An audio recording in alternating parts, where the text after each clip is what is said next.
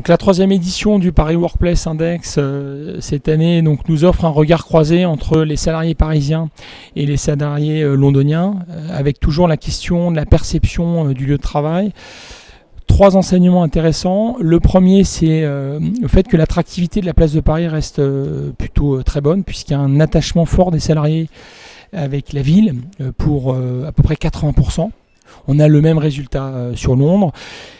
Et ce qui explique cela, c'est la très bonne accessibilité, un temps de déplacement dans les transports qui est inférieur d'ailleurs aux londoniens, la qualité et la quantité de services de proximité. Néanmoins, ce que l'étude montre, c'est que le parc tertiaire lui-même, donc les bâtiments, probablement sont à des niveaux de standard un peu inférieurs à ceux qu'on peut trouver à Londres. On a un niveau de satisfaction des Londoniens qui est supérieur à celui des Parisiens.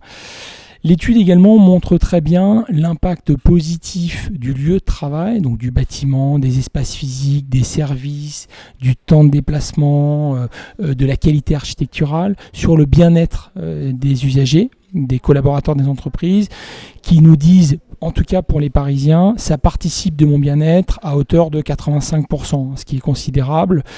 Je crois que c'est aussi un des enseignements forts de cette étude, qui est d'appréhender les bureaux pas simplement sous l'angle de la charge et du coût pour l'entreprise, mais également sous l'angle de l'investissement qui peut être productif et générer un goodwill, des bénéfices pour l'entreprise et surtout pour les usagers, les collaborateurs qui vont y travailler.